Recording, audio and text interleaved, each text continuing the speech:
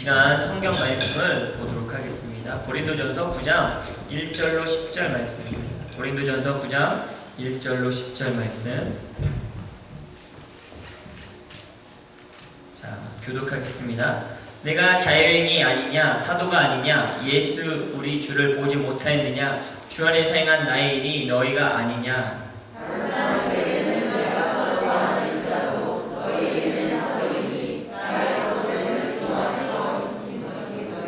나를 비판하는 자들에게 변명할 것이 이것이니 우리가 다른 사도들과 주 형제들과 게바와 같이 믿음의 자매는 아내를 데리고 다닐 권리가 없겠느냐?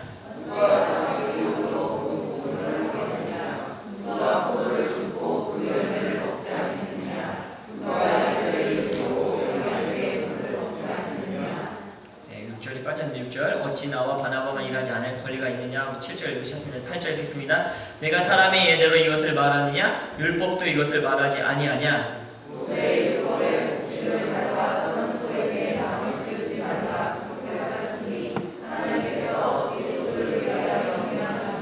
같이 읽습니다.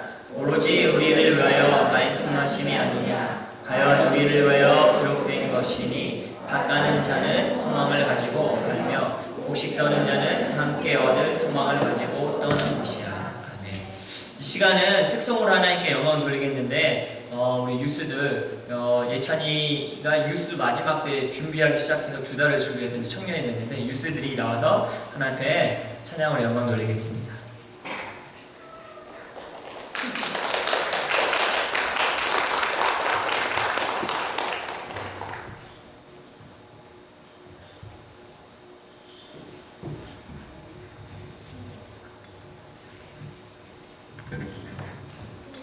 오디오 테스트 해주세요.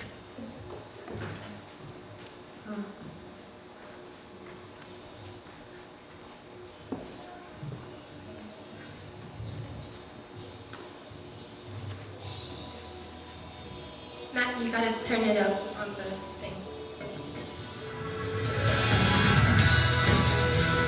Turn it up on the fourth monitor 4.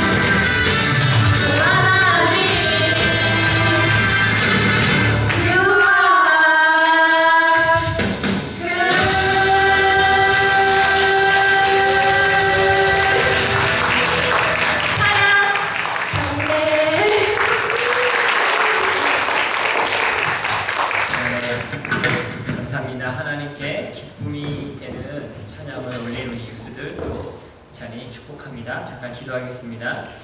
좋으신 하나님 감사합니다. 하나님을 찬양할 수 있고 하나님을 예배할 수 있는 것이 큰 기쁨이고 우리의 큰 축복임을 알게 됩니다.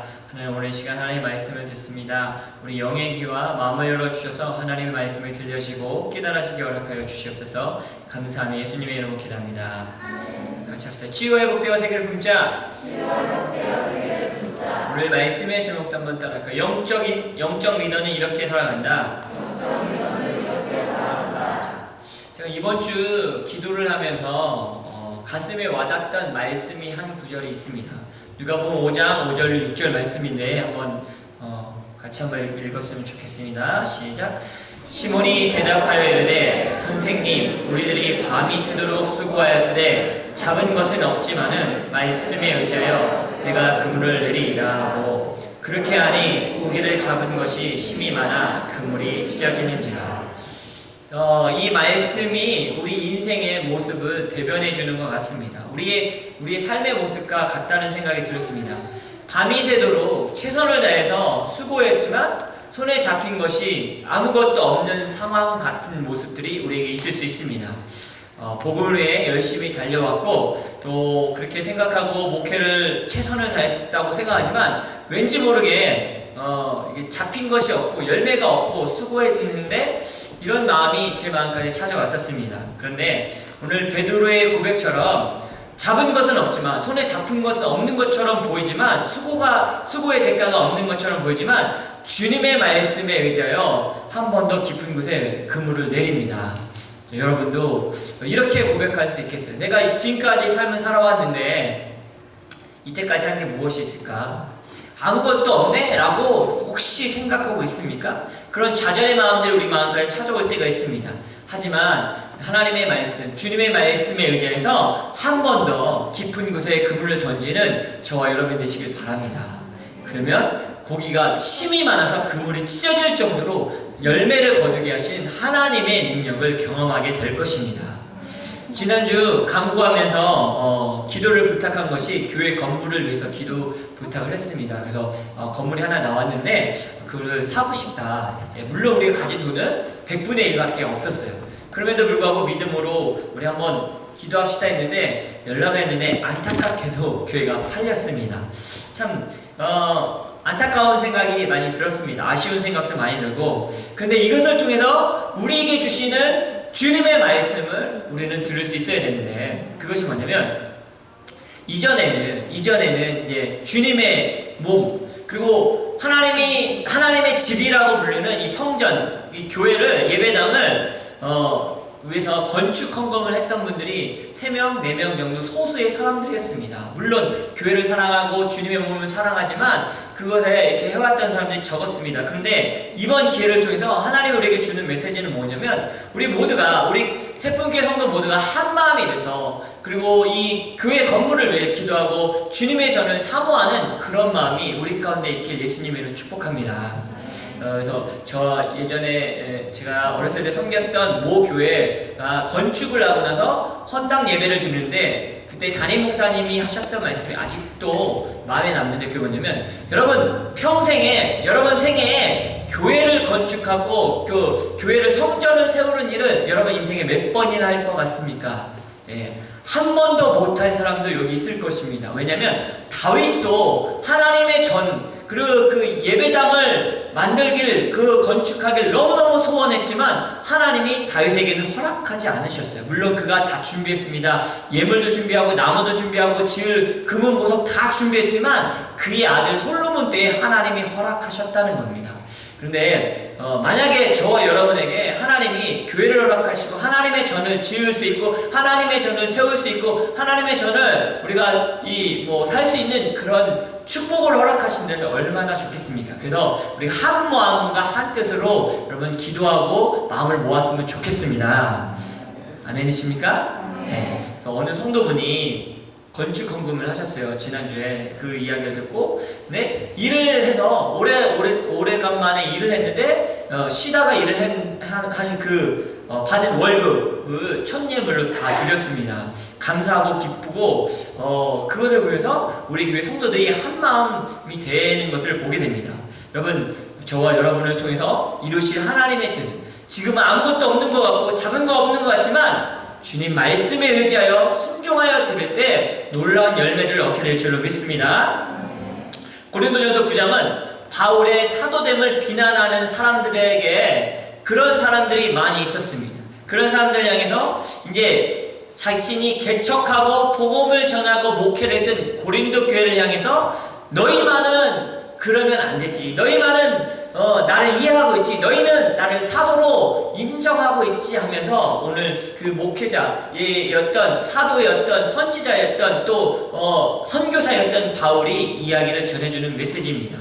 오늘 말씀을 통해서 저와 여러분도 모두 다 영적인 리더가 되고 사도 바울 같은 믿음의 사람이 되고 복음의 전도자가 되길 예수님의 이름 먼저 축복합니다. 영적인 리더인 사도 바울은 하나님을 바라보며 살아가면서 복음을 위해 일생을 바치며 살아가고 자기 삶을 헌신했습니다.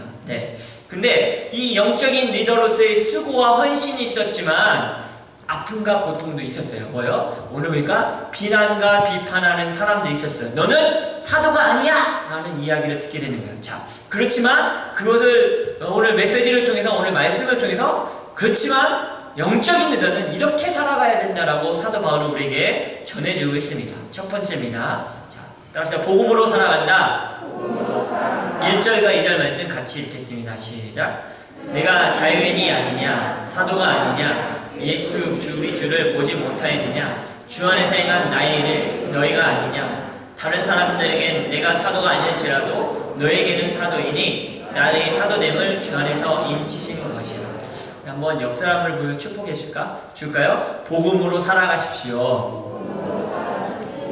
자, 초대교회 성도들 중에는 사도를 12제자, 예수님의 12제자만을 사도로 받아들이고 사도 바울은 사도가 아니다라고 이렇게 받아들이지 않았어요. 근데 왜냐면 예수님을 직접 만났어야 되고 예수님의 제자야만이 사도로서 인정을 받는데 이 바울은 나중에 예수님을 다메섹성에서 만나게 되잖아요. 근데 분명히 사도 바울도 다메섹성에서 예수님을 만나고 그가 예수님으로부터 너는 복음을 전하는 이방의 사도로 이방의 선지자로 부르심을 받았다는 사명까지 받았기 때문에 분명하게 사도됨이 인정됩니다. 그럼에도 불구하고 사도 바울을 사도로 인정하지 않는 사람들이 있었습니다. 비난하는 사람들이 있었어요. 여러분 생각할 때 여러분을 모든 사람이 다 좋아한다고 생각하십니까? 내 주변에 있는 친구들은 좋아하겠죠. 내 가족들은 좋아하겠죠. 혹시 몰라요. 가족들도 나를 안 좋아했을 수 있어. 어떻습니까? 그런데 모든 사람이 나를 다 좋아하진 않는다는 겁니다. 여러분 이거 인정해야 돼요. 사도 바울도 복음의 사역자였고 하나님의 사람인데 사도 바울을 비난하는 사람도 있었다는 겁니다. 자, 1절과 2절 보면 사도 바울은 다른 사람들이 비난하고 받아들이지 않아도 너희 교회 고린도 교회에게는 내가 사도지 않냐라고 이야기하고 있습니다. 이 얘기는 뭐냐면 사도 바울이 고린도에 가서 복음을 전하고 거기서 한 명 한 명을 전도해서 고린도 교회를 세운 거예요. 개척자예요. 복음을 전한 사람, 그리고 목회를 했던 사람이에요. 그러니까 내가 너희를 얼마나 복음으로 사랑하고 헌신하고 수고한 건 너희 알지. 그렇다면 너희만은 나를 사도로 인정하는 건 당연하지 라고 이야기하는 거예요. 이 얘기는 비난당하고 비판을 받아도 영적인 리더는 자신의 열매를 보면서 기뻐할 수 있고 그것만으로 만족할 수 있다는 겁니다. 따라서 세상의 인정으로 살아가는 것이 아니라 크게 합시다. 세상의 인정으로 살아가는 것이 아니라 복음으로 살아가는 것이다. 여러분, 우리가 살아가는 이유, 살아가는 목적, 우리가 사람한테 인정받고 칭찬받으려고 살아가는 게 아니라는 거예요. 우리는 복음을 위해 살아가야 됩니다. 예수 그리스도를 위해 살아가야 돼요. 죽은 영혼에게 살릴 수 있는 길, 오직 예수님만이 구원의 기름을 전하는 그런 삶을 살아가야 될 줄 믿습니다. 아멘. 그래서 우리가 뭐 이렇게 해서 인정받지 못할 수 있어요. 우리 세풍교회 교회 초창기에 다른 교회에 다니시는 분이 이제 저희 교회 다녔던 엄마들이 이렇게 여기서 성령 체험하고 방을 받고 그러다 보니까 너무 안타까우니까 어떤 성도분을 데리고 오셨어요. 근데 그분은 뭐 이렇게 성령 체험에도 관심이 없었고 뭐 이렇게 했어요. 근데 금요 예배가 끝나고 뭐 1시간 반 동안 같이 기도하면서 그분이 성령을 체험하고 방언을 받게 됐어요. 근데 몇 년이 지나서 어느 이제 모임에서 그분이 어떻게 성령을 체험했는지 간증하는 거를 제가 우연치 않게 듣게 됐어요. 근데 그런 얘기가 없더라고요. 이제 저희 교회 와서 은혜 받고 뭐 이렇게 성령 체험하고 방언을 받았다 이런 얘기가 없이 어느 날 자기가 가만히 있는데 성령님이 조용히 자신을 찾아왔다 이렇게 얘기하시더라고요. 네. 그러고 나서 다른 어떤 일이 있었냐면 저희 예지 큰딸이 초등학교 시절에 레크레이션 센터에서 수영을 하고 있었어요. 수영하는데 이제 저희 집사람이 거기서 이제 기다리고 앉아 있는데 그 옆에 한국 분이 앉아 있는데 그분이 너무너무 어려운 마음을 갖고 있었던 거예요. 뭐 어머님이 돌아가시고 뭐 남편과 사이가 안 좋고 너무 마음이 아프니까 다행히 그분이 얘기하다 보니까 교회 다니시는 분이라 혹시 성령을 체험하셨냐고 그럼 방언으로 기도하면 영어로 기도하기 때문에 더 힘이 난다고 하면서 저는 차에서 기다렸는데 차로 그분을 모시고 와서 그 차 안에서 방언을 받으신 거예요. 그러고 나서 그분이 어떻게 됐는지 어디로 갔는지 몰라요. 네. 그런데 별로 섭섭하지가 않아요. 왠지 아세요? 네? 반대로 우리 교회 다니는 분이 이렇게 같이 기도하고 몇 년을 말씀으로 먹이고 헌신하고 수고했는데 딱 그 사람이 아무 말도 없이 그냥 카톡 한 줄 딱 저 갑니다 하고 떠나버렸을 때 목회자의 마음은 얼마나 실망스럽고 얼마나 마음이 아픈지 아십니까? 왠지 아십니까? 내 양이기 때문이에요. 사도 바울은 오늘 이 이야기를 하고 있는 거예요.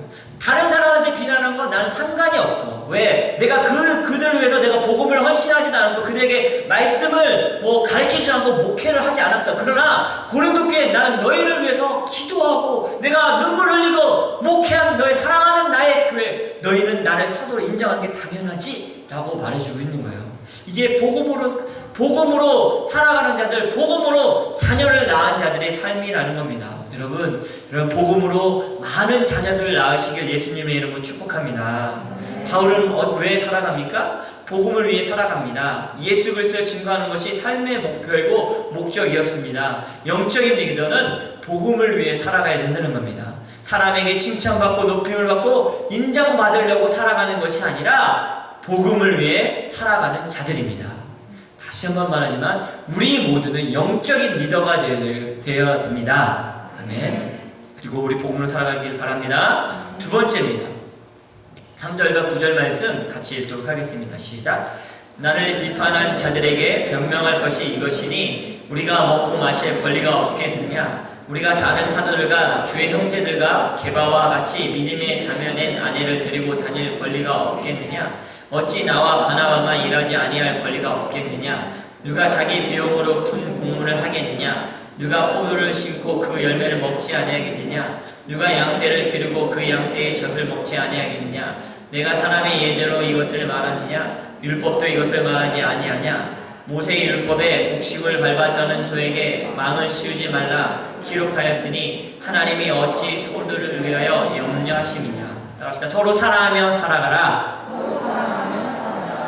우리는 서로 사랑하며 살아가야 될 줄 믿습니다. 오늘 이제 사도 바울은 자신은 텐트메이커, 여러분 텐트메이커라고 들어봤어요? 자비량 선교를 했어요. 그러니까 바울과 실라는 이 텐트를 만들어 갖고 자기의 그런 선교비를 스스로 셀프 인플로이 해갖고 그 돈으로 선교를 해서 물론 몇몇 교회가 보내주는 선교원금을 받긴 했지만 근데 다른 사도들은 교회에서 지원해주는 돈으로 이렇게 목회를 하고 선교사역을 했어요. 근데 바울이 나라고 해서 왜 그렇게 하고 싶지 않느냐? 나라고 그럴 권리가 없느냐? 라고 이야기하는 거예요. 그러나 나는 너희를 사랑하고 이 사랑으로 살아가고 있고 사랑으로 복음을 전한다 라고 말해주고 있어요. 근데 여기서 중요한 우리가 이 영적인 리더와 목회자와의 관계에 대해서 사도 바울이 말씀을 통해서 우리에게 설명해 주고 있습니다.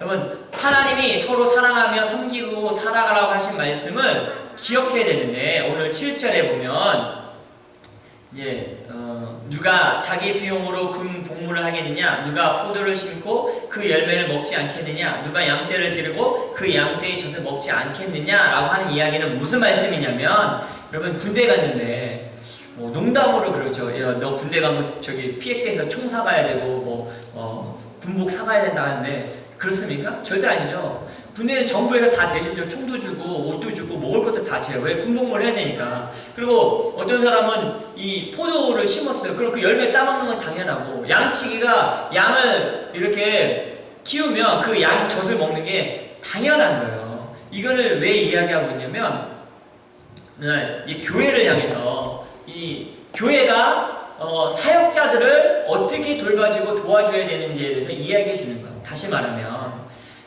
목회자가 생활이 어려워서 걱정을 하는 거예요. 나 뭐 먹고 살지? 그러면 교회에 하나도 덕이 되지 않는다는 거예요. 성경 말씀에 이런 일을 목회자들이 기쁘게 하게 하라라고 말해주고 있는 겁니다. 예, 그러면서 사도 바울은 8절에 내가 사람의 예대로 이것을 말하느냐? 율법도 이것을 말하지 않느냐냐? 이건 예의가 아니라 예의를 넘어서 하나님의 명령이다라고 말해주고 있는 것입니다. 여러분, 다시 말하면 예의와 율법에 대해서 저는 이렇게 표현해서 합시다. 목회자는 믿음으로, 교회는 사랑과 예의로 행하라.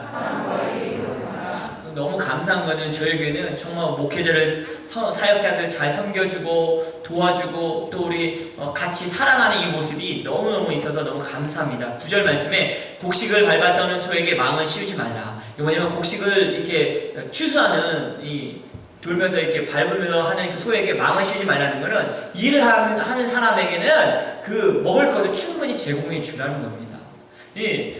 많은 교회들이, 물론 작은 교회는 그렇게 할 수 없지만 자라났는데도 목회자들을, 영적인 리더들을 먹는 거, 먹고 마시고 사는 문제에 어렵게 만든 거는 복음을 위해서 좋지 않다라고 얘기하는 겁니다. 반대로 목회자는 성도들 그것만 바라보고 이래서는 안 된다. 주님이 주시는 말씀을 붙잡고 사랑으로 행해야 된다라고 이야기해 주고 있는 것입니다. 복음을 위해 살아가는 사역자들을 교회가 사랑으로 책임져야 된다고 말해주고 있고, 목회자는 성도들 사랑으로 다가가야 된다라고 이야기해주고 있습니다. 영적인 리더들뿐 아니라 성도들에게 마음이 통하는 성도가 있다는 것은 얼마나 큰 축복인지 모릅니다. 이게 무슨 얘기입니까? 옆 사람 한번 봐보세요. 이 옆 사람하고 여러분 마음이 좀